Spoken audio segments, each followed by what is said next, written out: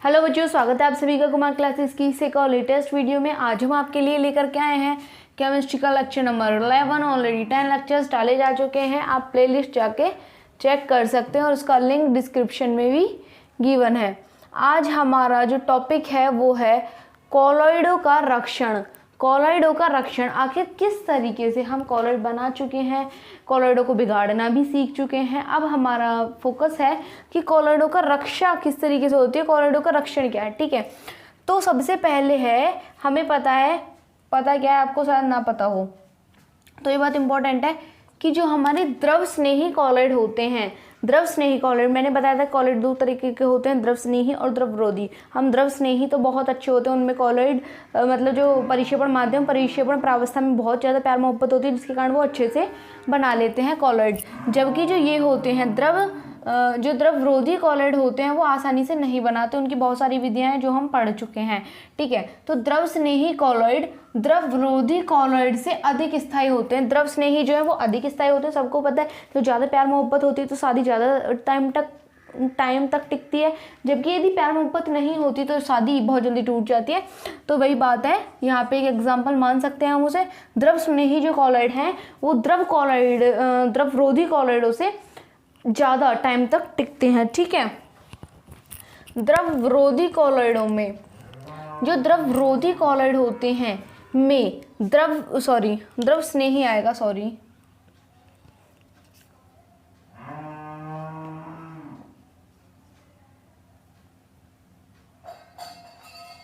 देखिए द्रव स्नेही है ही।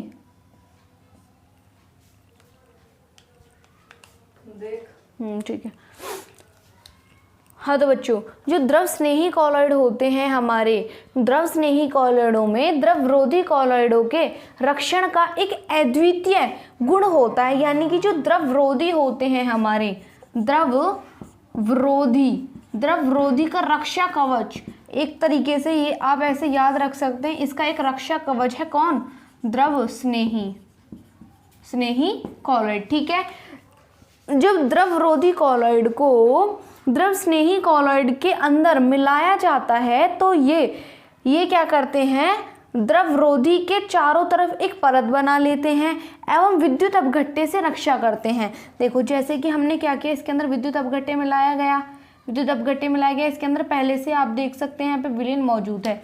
जो द्रवरोधी है हमारा, द्रवरोधी में द्रव स्नेही मिलाने पर जो ये क्या है, इसके अंदर जो भरा हुआ है, इसके अंदर हमने पहले कॉलॉइड विलीन भरा हुआ है, इसके अंदर हमने क्या किया है, द्रवरोधी यानी कि द्रव स्नेही कॉलॉइड भरा हुआ था, इसमें हमने उसके अंदर मिलाया है द्रवरोधी के अंदर मिलाया है हमने द्रव स्नेही कॉलॉइड को मिला दिया है। तो ये क्या करेगा, इसके अंदर कुछ विद्युत अपघट्य होंगे, तो विद्युत अपघट्य से इसकी रक्षा करता है। विद्युत अपघट्य से इसकी रक्षा कैसे करता है, उसके चारों तरफ एक परत बना लेता है। देखो ये पहले कुछ इस तरीके से होगा, शायद ये कुछ इस तरीके का होगा। तो जब हमने इसके अंदर मिला दिया द्रवरोधी, तो इसके साथ में आके ऐसे परत बना लेता है, इसके साथ में आके इस तरीके से परत बना लेता है, जिससे कि ये उसकी रक्षा कर पाता है, ताकि जो विद्युत अपघट्य हैं वो इसका कुछ ना बिगाड़ पाए और इसे फिर से कॉलॉइड को कॉलॉइड बिगड़ने का अवसर ना देखना पड़े। तो इस तरीके से इसकी रक्षा करते हैं, उसके पास में आके साइड में परत बना लेते हैं और उसकी आराम से रक्षा करते हैं। देखो अब ये इंपॉर्टेंट है, द्रवरोधी जो होते हैं, यहाँ तक तो क्लियर है किस तरीके से कर रहे होते हैं, उसके चारों तरफ परत बना लेंगे कि आजा भाई मैं तुझे मार दूंगा, तो वो वाली प्रोसेस है यहाँ पे, और कुछ नहीं है, नथिंग एल्स। द्रवरोधी जो है, द्रवरोधी को हम क्या बोल रहे होते हैं, रक्षी कॉलॉइड बोलते हैं। द्रवरोधी क्या है, रक्षी कॉलॉइड है। एवं इसका जो प्रभाव देखने को मिलता है, यानी कि जो रक्षा कर रहे हैं वो वाला जो प्रभाव है वो कहलाता है रक्षी प्रभाव। क्या कहलाता है बच्चों, रक्षी प्रभाव कहलाता है। ठीक है, इसे हम बोलते हैं प्रोटेक्टिव एक्शन। क्या बोल रहे होते हैं, प्रोटेक्टिव एक्शन, इसे हम प्रोटेक्टिव एक्शन बोल रहे होते हैं और इसे हम प्रोटेक्टिव कॉलॉइड बोलते हैं। क्या बोलते हैं, प्रोटेक्टिव कॉलॉइड, इसे हम प्रोटेक्टिव कॉलॉइड बोल रहे होते हैं। स्क्रीनशॉट ले लीजिए, वाइंड अप करते हैं। हाँ, तो जो द्रव स्नेही कॉलॉइड होते हैं वो द्रव ज़्यादा स्थायी होते हैं द्रवरोधी कॉलॉइड की अपेक्षा, और जो हमारे द्रव स्नेही कॉलॉइडों में द्रवरोधी कॉलॉइडों की रक्षा का एक अद्वितीय यानी कि एक यूनिक गुण देखने को मिलता है।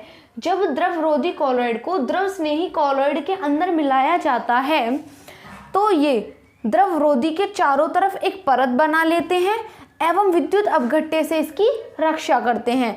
जो द्रवरोधी था उसने क्या किया, जो द्रवरोधी है हमारा उसे हम रक्षी कॉलॉइड भी बोल रहे होते हैं, एवं जो इसका प्रभाव है वो रक्षी प्रभाव कहलाता है। इसका मतलब है प्रोटेक्टिव एक्शन, इसका मतलब है प्रोटेक्टिव कॉलॉइड, इस तरीके से। ठीक है, स्क्रीनशॉट। हाँ, तो बच्चों अब हम पढ़ने वाले गोल्ड नंबर, यानी कि गोल्ड नंबर का मतलब है गोल्ड संख्या। क्या मतलब है, गोल्ड संख्या। जो गोल्ड संख्या है बच्चे इसमें बहुत ज़्यादा कंफ्यूज होते हैं, आज हम वही कंफ्यूजन दूर करने वाले हैं। देखो, एक कंटेनर लिया है हमने, एक परख नली ली है सिंपल, ये एक परख नली है जिसके अंदर क्या किया गया है, 10 ml गोल्ड सॉल्ट को भरा गया है। दिमाग में क्लिक कराओ, एक परख नली ली, उसके अंदर 10 ml गोल्ड सॉल्ट को भरा गया है। जो गोल्ड सॉल है वो किससे बनाया गया है, ब्रेडिंग आर्क विधि से बनाया गया है। ब्रेडिंग आर्क विधि से गोल्ड सॉल को बनाया गया है और इसके अंदर कितना लिया है, 10 ml। कितना लिया है, 10 ml। बार बार इसलिए बोल रही हूँ ताकि आपको लर्न हो। ठीक है, इसके अंदर हमने मिलाया है द्रवरागी कॉलॉइड को, किसमें, मिलीग्राम में। द्रवरागी कॉलॉइड को क्या मिलाया है हमने, 10% NaCl। 10% NaCl और आगे लिखा हुआ है 1 ml। कन्फ्यूजन तो होगी ही, ऑब्वियस है, तो वही कंफ्यूजन हमें दूर करनी है। देखो, 10% NaCl का मतलब है, इन बेसिक 10% NaCl का मतलब है यानी कि 10 ml है 100 ml के अंदर। 10 ml NaCl मिला हुआ है 100 ml पानी हो या फिर कुछ भी हो, किसी विलियन के अंदर मिला हुआ है। क्या 10 ml 100 ml के अंदर मिला हुआ है, ये बात लिखी हुई है यहाँ पे।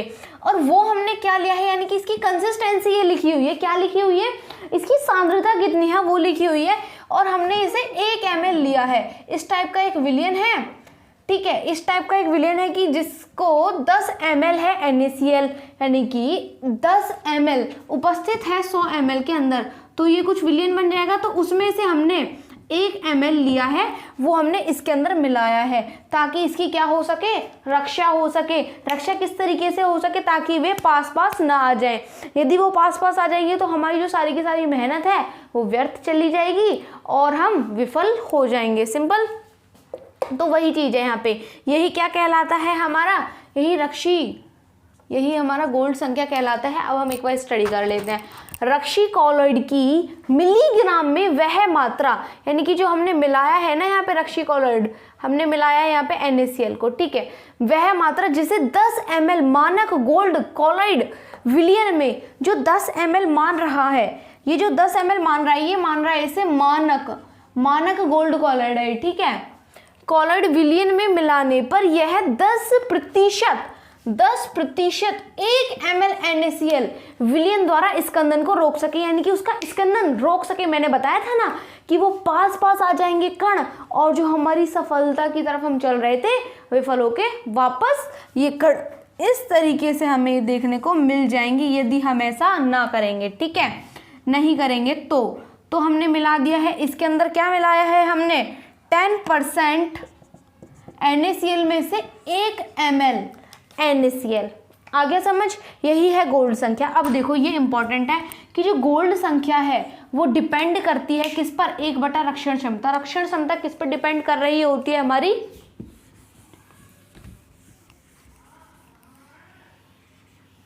देखो, जो हमारी गोल्ड संख्या है, गोल्ड नंबर प्रोपोर्शनल टू है किसके, 1/, रक्षण क्षमता।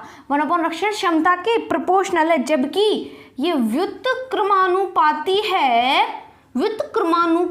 है रक्षी कॉलॉइड के। समझे मेरी बात को, ये इसके तो प्रोपोर्शनल है, किसके, 1/, रक्षी कॉलॉइड, सॉरी, रक्षण क्षमता की, जबकि ये इसके गोल्ड संख्या जो है व्युत्क्रमानुपाती है रक्षण क्षमता के। शब्दों पे गौर देना, ठीक है, तो ये व्युत्क्रमानुपाती हो गई, यानी कि यदि हम गोल्ड संख्या को बढ़ाते जाएंगे तो हमारी रक्षण क्षमता क्या होगी, कम होगी। यदि हम रक्षण क्षमता को बढ़ाना चाहते हैं तो हमें क्या करना होगा, गोल्ड संख्या को कम करना होगा ताकि हमारी रक्षण क्षमता बढ़ जाए। यानी कि गोल्ड संख्या जो है उसे कम करो, रक्षण क्षमता ऑटोमेटिक बढ़ जाएगी। देखो, रक्षी कॉलॉइड की मिलीग्राम में वह मात्रा जिसे 10 ml मानक गोल्ड कॉलॉइड विलियन में मिलाने पर यह 10% 1 ml 10% 1 ml NaCl विलियन द्वारा स्कंदन को रोक सके। यानी कि स्कंदन हम रोक पा रहे हैं, हम तो यहाँ पे सिर्फ 1 ml से रोक पा रहे हैं। ठीक है, यदि हम यहाँ पे 10 ml से रोकते तो वो बेकार होता या अच्छा होता, बेकार होता ना। तो यही बात ये कहना चाह रहा है कि गोल्ड संख्या जो है वो हमें थोड़ी कम लेनी है, इस टाइप का हमें लेना है ज़्यादा अच्छा। रक्षण क्षमता किसकी होगी, जिसकी गोल्ड संख्या कम होगी। समझ पा रहे हो, रक्षण क्षमता जिसकी कम होगी गोल्ड संख्या उसकी ज़्यादा होगी, जिसकी गोल्ड संख्या ज़्यादा होगी रक्षण क्षमता कम होगी। आई होप आपको समझ आया हो गोल्ड नंबर क्या है, वो बहुत अच्छे से आपके दिमाग में क्लिक कर गया होगा यदि आपने एक एक बात को ध्यान से सुना हो। इसकी पूरी की पूरी थ्योरी आपको नीचे जो व्हाट्सअप नंबर शो हो रहे हैं वहाँ पे व्हाट्सअप करने से मिल जाएगी और आपको डिस्क्रिप्शन में भी लिंक मिल जाएगा, डायरेक्टली आप वहाँ से देख सकते हैं। तो इसके बाद हम पढ़ने वाले इमल्शन के बारे में, स्क्रीनशॉट ले लीजिए एंड देन हम आगे बढ़ते हैं। हाँ तो बच्चों, अब हमें पढ़ना है इमल्शन के बारे में। इमल्शन क्या है, इमल्शन हम बहुत मतलब 5-6 लेक्चर्स पहले हमने डिस्कस की थी ना, मतलब कौन सी किस तरीके से बनती हैं, उसमें से ही एक है इमल्शन। इमल्शन क्या है, जब हमारा परिक्षेपण माध्यम और परिक्षेपण प्रावस्था दोनों ही, जो हमारा परिक्षेपण माध्यम और परिक्षेपण प्रावस्था दोनों ही हमारी क्या होती है, तरल अवस्था में होती हैं, तो हमें देखने को मिलता है क्या, इमल्शन हमें देखने को मिलता है। जब किसी कॉलॉइड विलयन में परिक्षिप्त प्रावस्था एवं परिक्षेपण माध्यम दोनों ही द्रव अवस्था में होती हैं तो हमें वहां पर इमल्शन देखने को मिलता है, या फिर हम उस विलयन को इमल्शन कह रहे होते हैं। देखो, इसका एक एग्जाम्पल है सिंपल सा, जब आप तेल लेना, तेल, ठीक है, तेल के अंदर पानी मिलाना तो वो घुलता नहीं है, या फिर पानी के अंदर तेल मिलाना तो वो घुलता नहीं है। इनको घोलने के लिए हमें किसकी आवश्यकता लेनी होती है, पायशीकर्मक की हमें आवश्यकता लेनी होती है इन्हें घोलने के लिए। ठीक है, पायशीकर्मक आपका साबुन हो सकता है, प्रोटीन हो सकता है, गोंद हो सकता है, और भी बहुत सारी चीजें हो सकती हैं। अब ये आखिर क्यों नहीं घुलता है वो अभी हमें डिस्कस करना है। देखो, एक कंटेनर है जिसके अंदर हमने क्या किया है, वाटर है, जिसके ऊपर से हमने इसमें तेल मिलाया है। क्या किया है, तेल मिलाया है, और जल इसके अंदर पहले से मौजूद है। इसके अंदर जब हमने तेल को मिलाया तो वो ऊपर तैर रहा है, आपको दिख रहा होगा, वो ऊपर तैर रहा है, नीचे इसमें घुला हुआ नहीं है। जबकि हम यदि एक काम करते हैं, पानी लेते हैं, पानी, ठीक है, इसके अंदर हमने क्या किया, चीनी के कुछ कण मिलाए तो वो इसके अंदर पूरी तरीके से, जब हम उसे चम्मच से घोलते हैं तो पूरी तरीके से घुल जाते हैं और सिर्फ हमें क्या दिखाई देता है, पानी दिखाई देता है। और ये सेम प्रोसेस आपको नमक के साथ में भी देखने को मिलता है। ठीक है, तो ये होता है जबकि जब दोनों चीजें यानी कि द्रव अवस्था में होती हैं, परिक्षिप्त प्रावस्था और परिक्षेपण माध्यम जब दोनों ही तरल अवस्था में होते हैं तो हमें क्या देखने को मिलता है, इमल्शन देखने को मिलता है। अब पायशीकर्मक क्या है, सहायता से हमें इसे घोलना पड़ता है। ये बात आपको याद रखनी है, समान को घोलता है।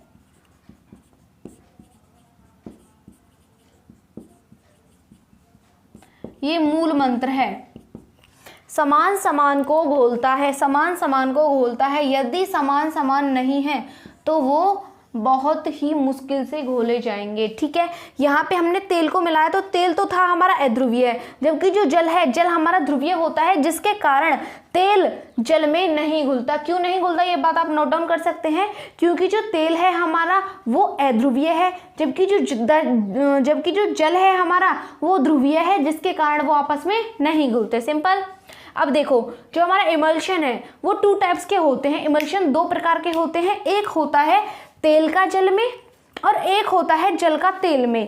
तेल का जल में मतलब ऑयल इन वाटर, यानी कि ऑयल को वाटर के अंदर मिलाया गया है।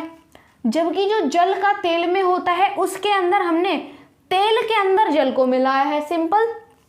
पहले हम इसे पढ़ते हैं। इसके अंदर जल जो होता है वो हमारा परिक्षेपण माध्यम के रूप में होता है। जल जो होता है हमारा वो परिक्षेपण माध्यम के रूप में होता है, जबकि इसमें हमारा परिक्षेपण माध्यम तेल होता है। दैट मीन्स इसके अंदर क्या है, तेल के अंदर जल मिला हुआ है। तेल के अंदर क्या मिला हुआ है, जल। इसमें जल के अंदर क्या मिला हुआ है, तेल। इसे हम OW बोलते हैं, इसे हम WO बोलते हैं। OW, WO, oil in water, water in oil. ये बात आपको याद रखनी होगी। अब देखो, अब आप बोलोगे कि जो हमारा मिल्क है, मिल्क, इसका एक एग्जाम्पल है मिल्क, ठीक है। और इसका दूसरा एग्जाम्पल होता है हमारा ब्लड। ब्लड भी इसका एक एग्जाम्पल है, ठीक है। उसके अंदर क्या होता है, अब आप बोलोगे कि भाई वो तो हमें बिल्कुल रेड देखने को मिलता है, ऐसा कैसे, जबकि उसके अंदर जो वाइट ब्लड सेल्स होते हैं, white blood cells, red blood cells, RBC बोलते हैं, हीमोग्लोबिन, जो बहुत सारी चीज़ें होती हैं, वो सभी अलग अलग हम निकाल सकते हैं उन्हें। वो इस तरीके से होते हैं, पूरी तरीके से घुली हुई नहीं होती हैं। अब आप बोलोगे जो मिल्क है, मिल्क भी हमें एक समान देखने को मिलता है, वो तो घुला हुआ देखने को मिलता है, ऐसा कैसे, क्योंकि उसे घोला गया है। किसने घोला है, प्रकृति ने। प्रकृति ने, मैंने बताया कि पायसीकर्मक क्या होते हैं, घोलने का कार्य कर रहे होते हैं। इसके अंदर पायसीकर्मक का काम कौन करता है, प्रोटीन। कौन करता है इसके अंदर पायसीकर्मक का कार्य, प्रोटीन। मिल्क जो होता है उसके बॉन्ड्स को बनाने का, यानी कि ध्रुवीय तेल जल, ये अध्रुवीय आयनिक, यहाँ पे क्या करता है, ये उसको घोल लेता है, अपने से चिपका लेता है, दो कड़ियां बन जाती हैं। ये अपने से क्या करेगा, इस तरीके से जब हम पायसीकर्मक लगा देते हैं, पायसीकर्मक इस तरीके से होता है। इधर तो हमने जल मिला, इस तरीके से है, ठीक है, तो इधर से वो अध्रुवीय को जोड़ लेगा अपने आप, ठीक है। तो इस तरीके से हमारा पायसीकर्मक कार्य कर रहा होता है। प्रकृति को देखो आप, प्रकृति ने कितने चमत्कार कर रखे हैं कि जो हमारा वो आसानी से तो घुलता नहीं है।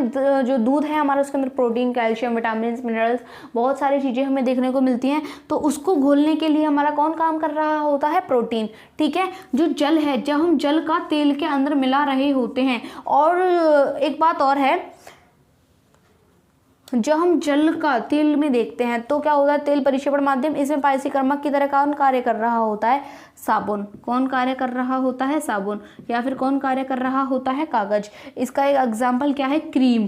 क्रीम को आपने देखा होगा, जो हमारा यहाँ से हम साफ कर लेते हैं, ठीक है।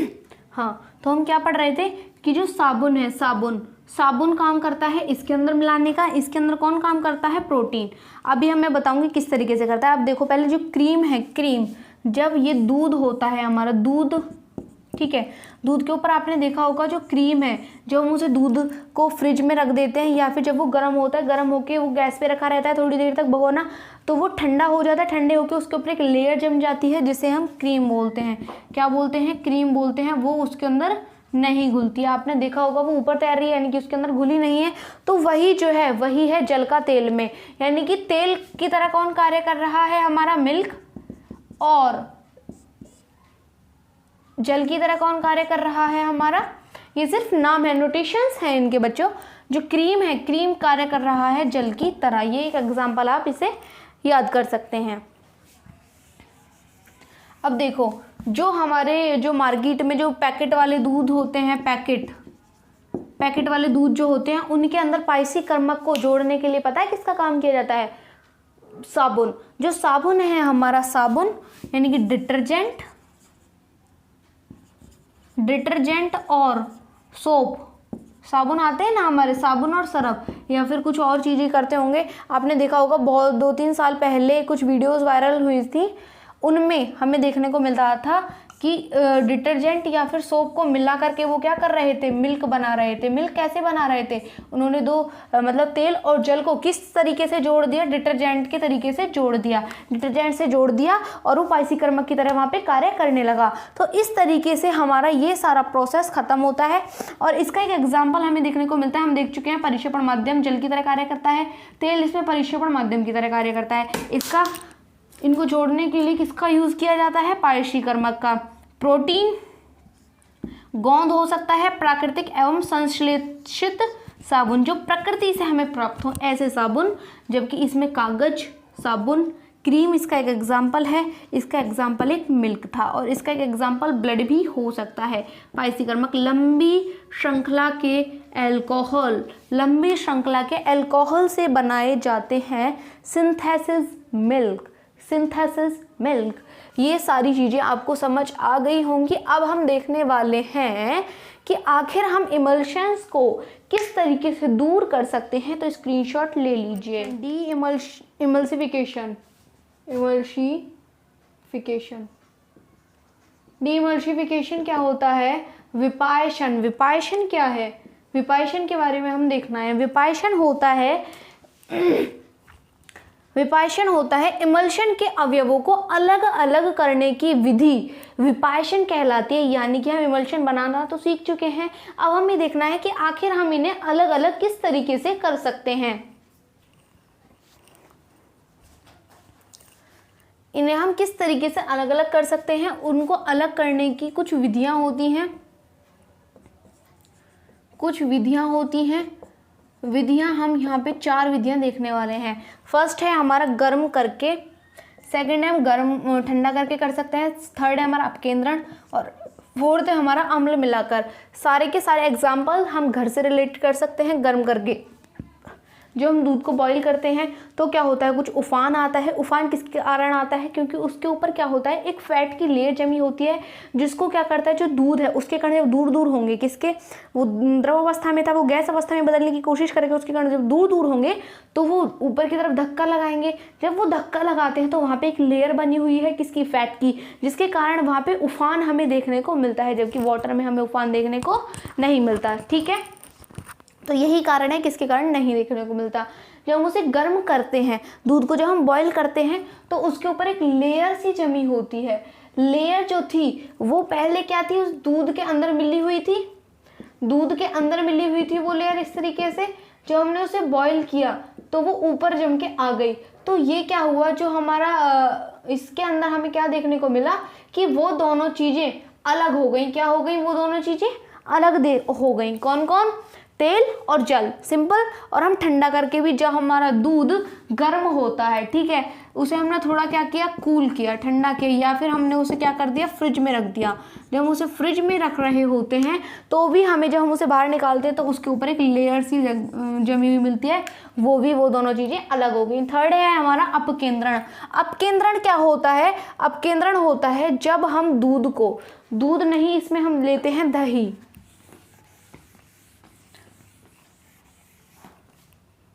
इसके अंदर हम लेते हैं दही। जब हम दही को क्या करते हैं, फेंटते हैं, इस तरीके से होता है, दही होती है, इसके ऊपर हम ग्राइंडर लगा रहे होते हैं, या फिर पुराने ज़माने में आपने देखा हो तो इस तरीके से वो चलाते हैं, खच खच खच खच। ठीक है, तो यही जो प्रोसेस है, इसमें क्या होता है, हमारा जो नीचे क्या रह जाता है, नीचे तो रह जाती है छाछ, या फिर छाय बोल देते हैं उसे, या फिर उसे हम बोल लेते हैं वाटर बोल लेते हैं। चलो, वाटर रह जाता है, उसके ऊपर हमें एक लेयर सी देखने को मिलती है जो कि मक्खन की होती है। यही जो प्रोसेस है, यही है अपकेंद्रण। और इसके कारण ही हमने क्या कर दिया, उन दोनों अवयवों को जो मिले हुए थे साथ में, घी या फिर मक्खन और दही, मतलब दही के अंदर था मक्खन, ठीक है, वो दोनों मिले हुए थे छाय और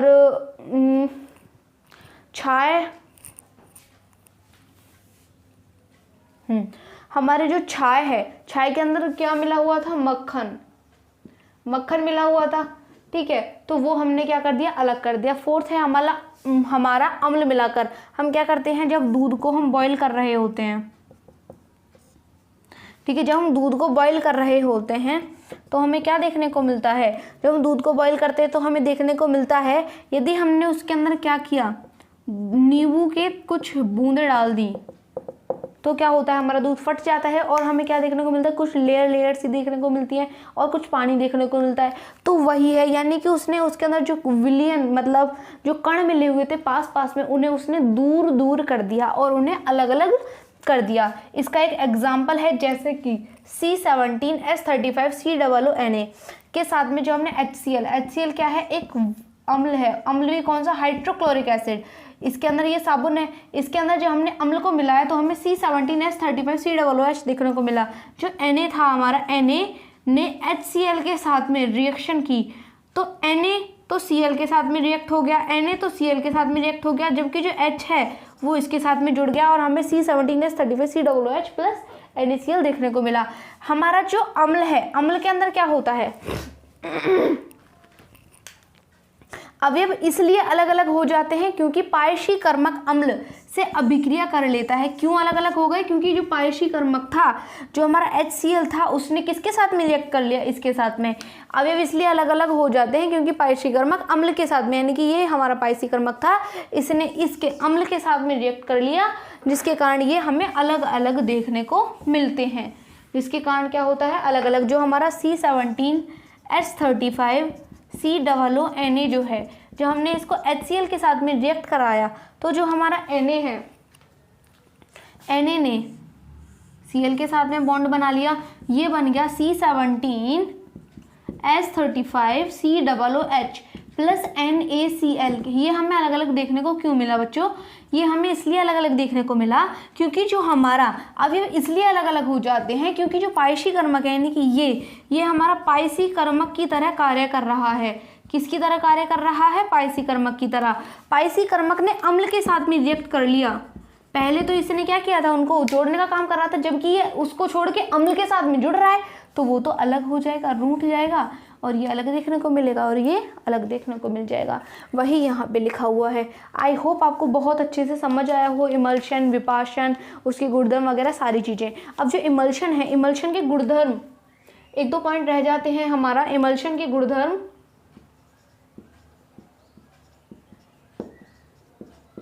इमल्शन के गुणधर्म और कॉलॉयडी विलयनों के गुणधर्म, वो तो बहुत सिंपल है, उन्हें तो आप खुद भी कर लोगे। यानी कि कॉलॉयडों के उपयोग और इमल्शन के गुणधर्म आप जो व्हाट्सएप नंबर देख रहे हैं यहाँ पे आप अगर कांटेक्ट करते हैं, यानी कि व्हाट्सएप पे अगर मैसेज करते हैं तो आपको एक लिंक मिलेगा, वहाँ से आप इन्हें बाय कर सकते हैं और वहाँ पे आपको पूरी की पूरी थ्योरी मिल जाएगी। इसमें तो थ्योरी कुछ है ही नहीं, टेक्निकल बहुत सिंपल है, वहाँ से आप पढ़ लेना।